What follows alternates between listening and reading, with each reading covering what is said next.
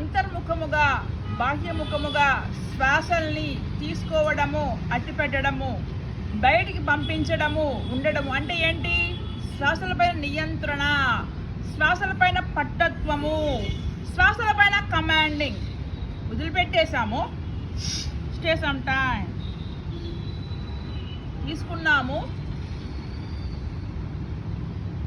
కుంభించి అట్టు పెట్టాము. ఇలా మనం నియంత్రణ చేయగలగడం వల్ల ఫ్యూచర్లో మనకి ఎటువంటి శ్వాస కోశ నాళాల్లో ఇబ్బందులు అనేవి రాకుండా ఉండడంతో పాటుగా బాడీ మొత్తానికి కూడా చక్కటి ఆక్సిజన్ యొక్క పంపిణీతో పాటుగా ఏమైతే ఉన్నాయో కణాల యొక్క పరిపక్వతే కానివ్వండి, మజిల్ యొక్క స్ట్రెంతే కానివ్వండి, ఆర్గానిక్ కెపాసిటీయే కానివ్వండి, పర్ఫెక్ట్గా ఉండటంతో పాటుగా blood purification is must and should for every human